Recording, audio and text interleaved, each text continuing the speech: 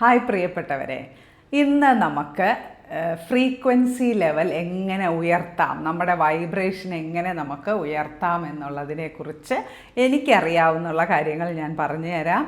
അതിനു മുന്നേ ഞാൻ പറയട്ടെ, ആദ്യമായിട്ട് ചാനൽ കാണുന്നവരോട് ഞാനൊരു ട്രെയിനറോ കോച്ചോ ഒന്നുമല്ല. ഞാനൊരു സ്റ്റിച്ചിങ് ക്ലാസ് എടുക്കുന്ന ടീച്ചറാണ്. അപ്പോൾ എൻ്റെ സ്റ്റുഡൻസിന് ഞാൻ വെറുതെ എന്തെങ്കിലുമൊക്കെ സംസാരിക്കുന്നത് ഇഷ്ടമായതുകൊണ്ട് എനിക്കൊരു ടോപ്പിക്ക് ഞാൻ ഏറ്റവും കൂടുതൽ ഇപ്പോൾ പഠിച്ചുകൊണ്ടിരിക്കുന്നത് മൈൻഡ് പവർ കോച്ചിങ് ആണ്.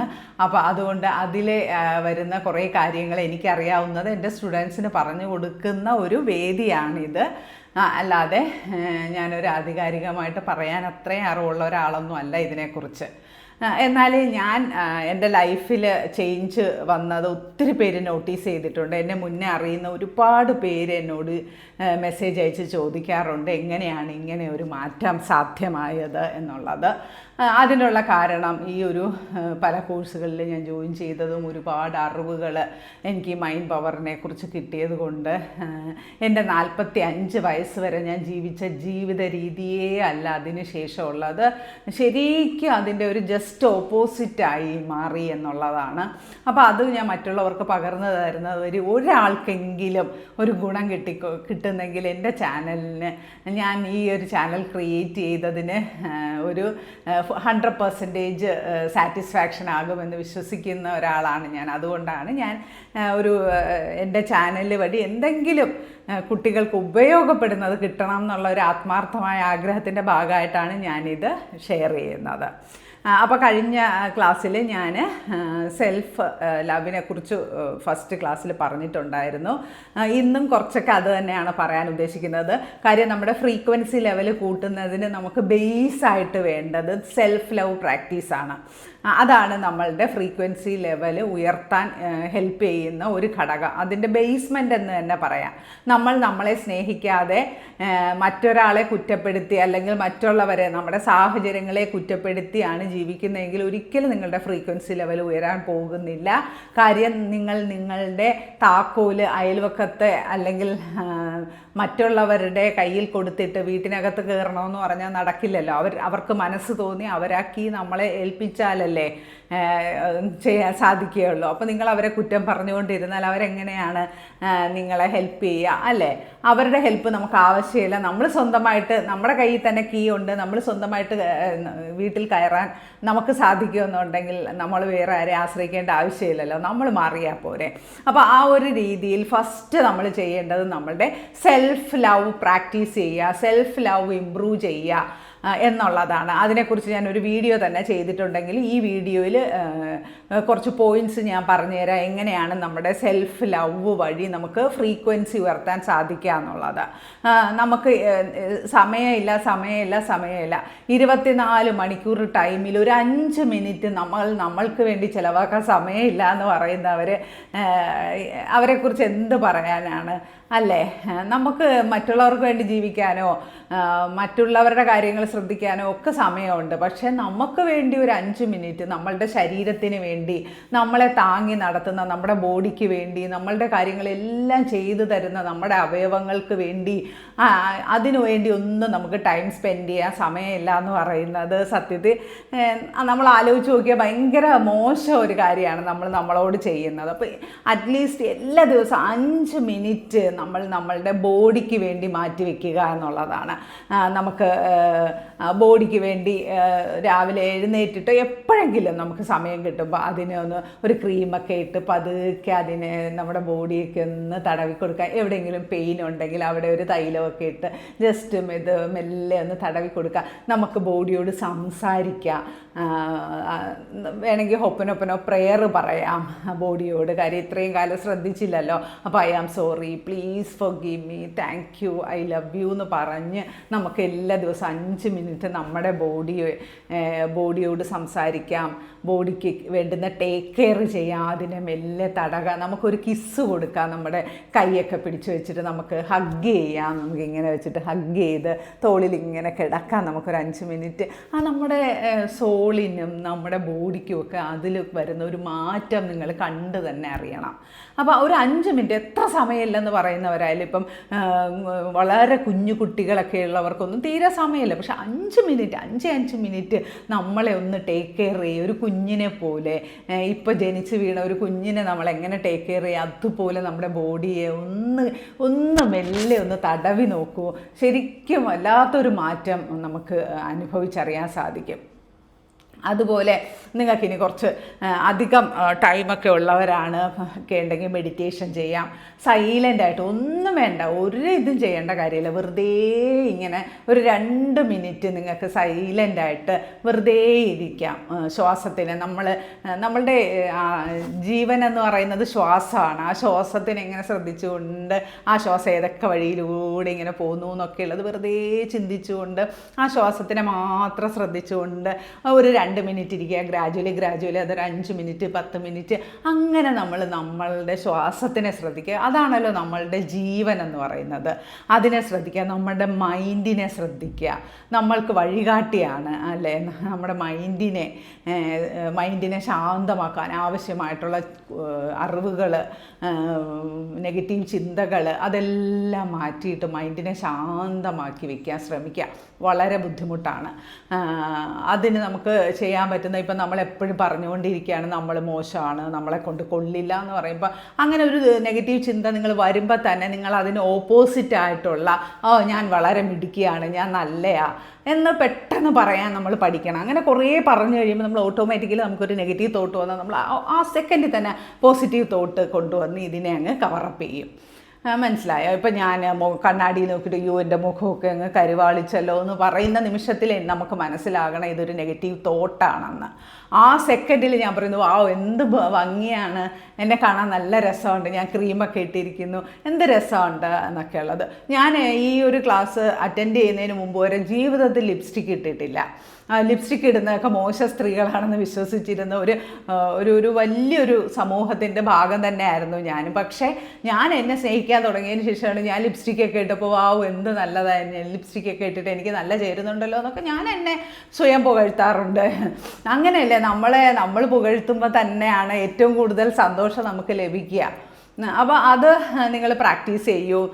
പിന്നെ നമുക്ക് അടുത്ത് ചെയ്യാൻ സാധിക്കുന്നത് നമ്മളുടെ വിജയം നമ്മൾ ആഘോഷിക്കുക എന്നുള്ളതാണ്. ഒരു ചെറിയ വിജയം ആയിക്കോട്ടെ. ഇപ്പം ഞാൻ തന്നെ നിങ്ങളെ മുന്നിൽ ഇങ്ങനെ വന്നിരുന്ന് യൂട്യൂബിൽ ഇങ്ങനെ സംസാരിക്കാൻ എനിക്കൊരു കഴിവ് കിട്ടി, ഞാനിങ്ങനെ സംസാരിക്കുന്നു എന്ന് പറയുന്നത് എന്നെ അപ്രീഷിയേറ്റ് ചെയ്യാതിരിക്കാൻ പറ്റില്ല. കാര്യം ഞാൻ അങ്ങനെ ആദ്യമൊക്കെ എനിക്ക് വളരെ മടിയായിരുന്നു. ഇപ്പോൾ ഞാൻ അങ്ങനെ ഒരു വീഡിയോ നന്നായിട്ട് ചെയ്ത് കഴിയുമ്പോൾ അല്ലെങ്കിൽ ഒരു ക്ലാസ് ഞാൻ നന്നായിട്ട് ചെയ്ത് കഴിയുമ്പോൾ ഞാൻ എന്നെ അപ്രീഷിയേറ്റ് ചെയ്യാറുണ്ട്.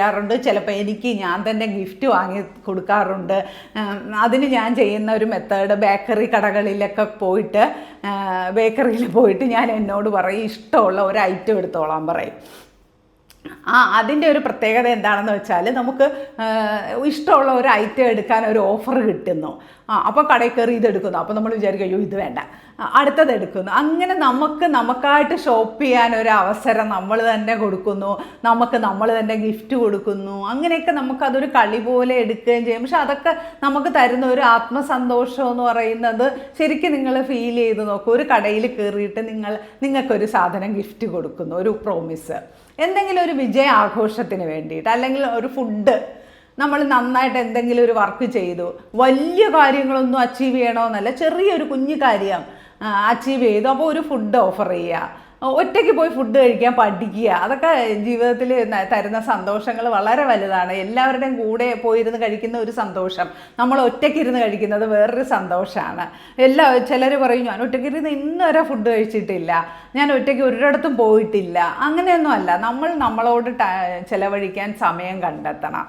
നിങ്ങൾക്ക് ലുലു മോളൊക്കെ അടുത്തുണ്ടെങ്കിൽ വെറുതെ മാസത്തിൽ ഒരു തവണ ആ ലുലു മോളിൽ പോയി ഒന്ന് വെറുതെ അവിടെ ചെന്ന് ഇരുന്ന് ഒരു ഹെഡ്സെറ്റൊക്കെ വെച്ച് പാട്ടൊക്കെ കേട്ട് അവിടെ വരുന്ന ആൾക്കാരെയൊക്കെ ഒന്ന് ജസ്റ്റ് ഒന്ന് വെറുതെ ഒന്ന് വാച്ച് ചെയ്ത് ഒരു ജ്യൂസൊക്കെ വാങ്ങിച്ച് കുടിച്ച് എന്തെങ്കിലും ചെറിയ സ്നാക്കൊക്കെ വാങ്ങിച്ച് കഴിച്ച് 1 മണിക്കൂർ സ്പെൻഡ് ചെയ്ത് നോക്കൂ. നിങ്ങൾ ഒറ്റയ്ക്കുള്ള നിങ്ങളുടെ യാത്ര വളരെയധികം സന്തോഷം കണ്ടെത്തും. സോളോ ട്രിപ്പുകൾ പോകുക, ഇപ്പോൾ ഒരുപാട് ലേഡീസൊക്കെ സോളോ ട്രിപ്പ് പോകുന്നുണ്ട്.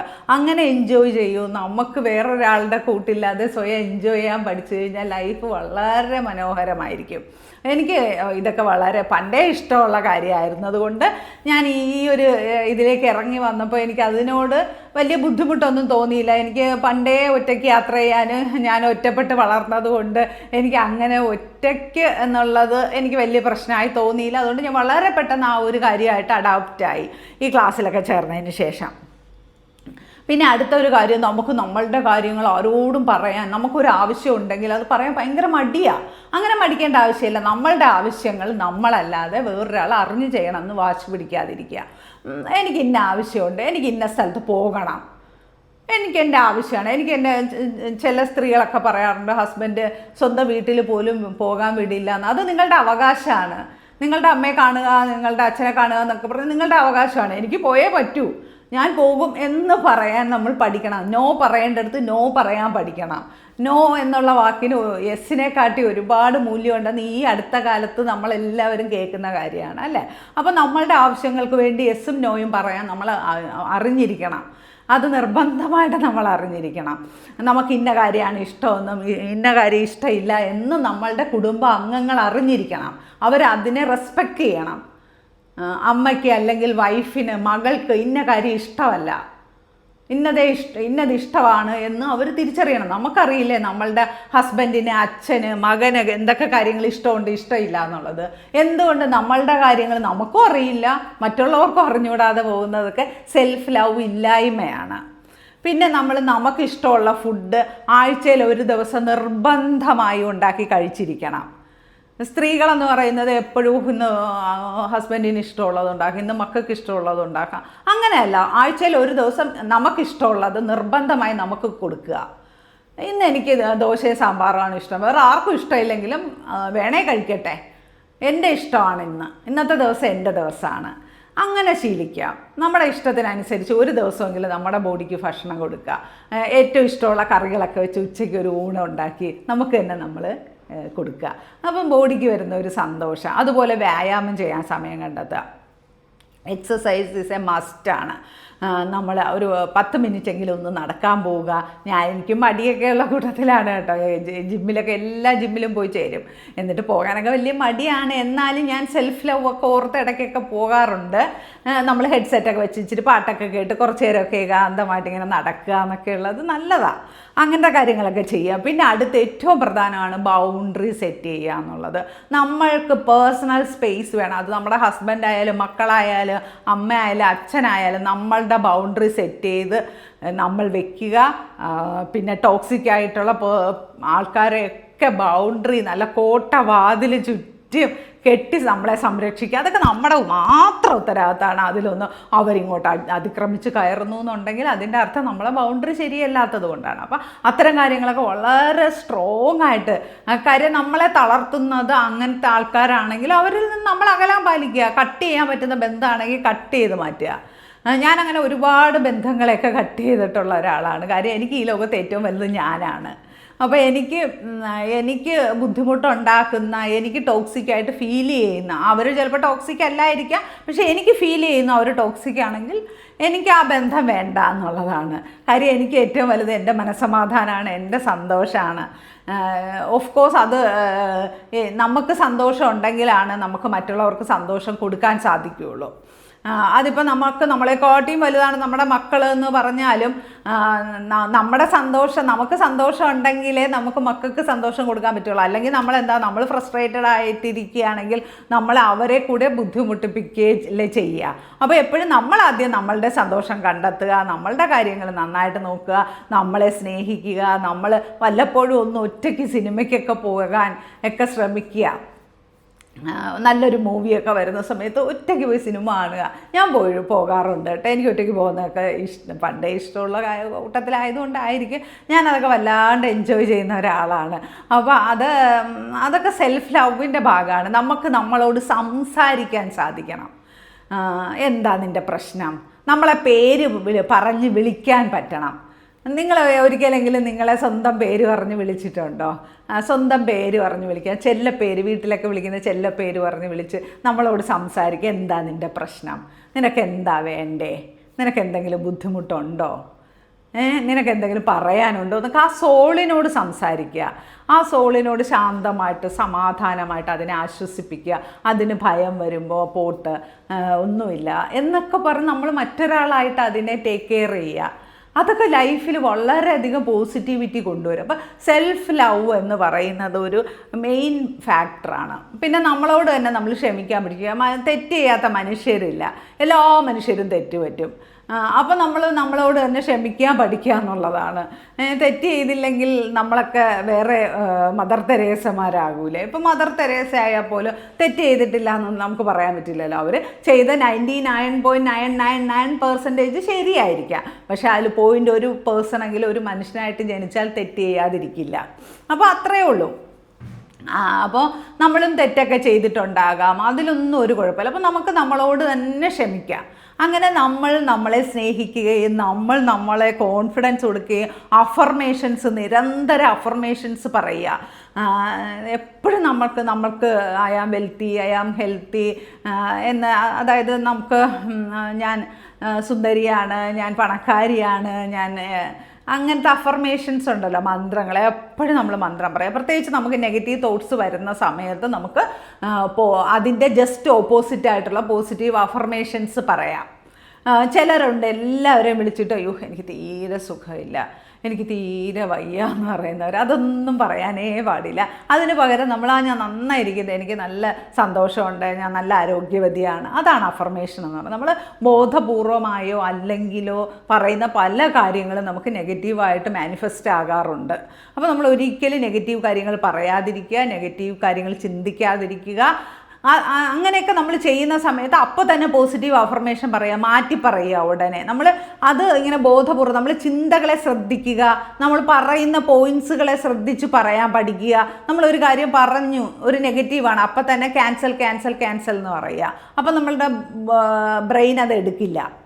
ഇപ്പം ഞാൻ പറയുകയാണ്, എനിക്ക് എന്തോ തീരെ ഒരു ക്ഷീണം, പെട്ടെന്നാണ് പറഞ്ഞു തീർന്നിട്ടാണ് നമ്മൾ ഓർക്കുന്നത് അയ്യോ നെഗറ്റീവാണല്ലോ പറഞ്ഞത്. അപ്പോൾ തന്നെ ക്യാൻസൽ എന്ന് 3 തവണ ഇങ്ങനെ നെറ്റിയിലൊന്ന് പറയുക, ക്യാൻസൽ പറയുക. അപ്പോൾ ബ്രെയിനിന് മനസ്സിലാവും. കുറേ തവണ ആകുമ്പോൾ ബ്രെയിനിന് മനസ്സിലാവും ഇത് ക്യാൻസൽ പറഞ്ഞ കാര്യമാണ്, ഇത് എടുക്കണ്ടെന്ന്. അങ്ങനെ നമ്മൾ ബ്രെയിനിന് ഒരു സിഗ്നൽ കൊടുക്കുക. അങ്ങനെ നമ്മൾ പതുക്കെ നമുക്ക് ചേഞ്ച് ചെയ്യാൻ പറ്റുള്ളൂ. കാര്യം നമ്മൾ ഇത്രയും വർഷം ശീലിച്ചു വന്ന ഒരു ശീലം മാറ്റുക എന്ന് പറയുന്നത് വളരെ ബുദ്ധിമുട്ടാണ്. അപ്പോൾ നമ്മൾ അത്രയും എഫേർട്ട് എടുക്കുക, അത്രയും ബോധപൂർവമായിട്ട് ആ ഒരു ദിനചര്യകളെ കൊണ്ടുവരിക, നമുക്ക് അനുകൂലമായിട്ടുള്ള കാര്യങ്ങൾ ചെയ്ത് കൊണ്ടുവരിക. ആ രീതിയിൽ നമ്മൾ സെൽഫ് ലവ് പ്രാക്ടീസ് ചെയ്ത് വരുമ്പോൾ നമ്മളുടെ വൈബ്രേഷൻ സ്വാഭാവികമായിട്ടും വർദ്ധിക്കും. അപ്പം ഒരു പ്രധാനപ്പെട്ട പോയിൻ്റാണ് വൈബ്രേഷൻ കൂട്ടുന്നതിന് സെൽഫ് ലവ്. ഓക്കെ, അപ്പോൾ അടുത്ത ക്ലാസ്സിൽ ഞാൻ അടുത്ത പോയിന്റ് പറയാം. കാര്യം ഇതൊക്കെ വളരെ ഡീറ്റെയിൽ ആയിട്ട് പറയേണ്ടുന്ന കാര്യമാണ്. ഇത് ആർക്കെങ്കിലുമൊക്കെ ഉപകാരപ്പെടുന്നെങ്കിൽ ഉപകാരപ്പെടട്ടെ എന്ന് ഞാൻ ആഗ്രഹിക്കുന്നു. കാര്യം ഇതൊക്കെ ശരിക്കും എനിക്ക് അറിഞ്ഞുകൂടായിരുന്നു. ഞാനും ഒരു 45 വയസ്സ് വരെ, 45ഒന്നും അല്ല, അതിൽ കൂടുതലും കാലഘട്ടം, ഏതാണ്ട് ഒരു 50 വയസ്സ് വരെയൊക്കെ ഒന്നും അറിഞ്ഞുകൂടാതെ ജീവിച്ച ഒരു സ്ത്രീയാണ്. ഒരുപാട് ഇതൊന്നും അറിയാതെ ഞാൻ എപ്പോഴും മനസ്സിലാഗ്രഹിക്കും എൻ്റെ 30ാമത്തെ വയസ്സിൽ ഞാനിതൊക്കെ അറിഞ്ഞിരുന്നുവെങ്കിൽ ഞാൻ ഏത് ലെവൽ. പിന്നെ എല്ലാത്തിനും ഒരു സമയമുണ്ട്. യൂണിവേഴ്സ് നമുക്കൊരു അറിവ് പകർന്നു തരുന്നതിൽ അതിനൊരു ടൈമുണ്ട്. ഇപ്പോൾ ഇത് കേൾക്കുന്ന ആരെങ്കിലും ഉണ്ടെങ്കിൽ നിങ്ങൾക്ക് ചിലപ്പോൾ ടൈമായിട്ടുണ്ടാവും അങ്ങനെ ഒരു ചേഞ്ചിന്. അതുകൊണ്ടായിരിക്കും നിങ്ങളിത് കേൾക്കുന്നത്.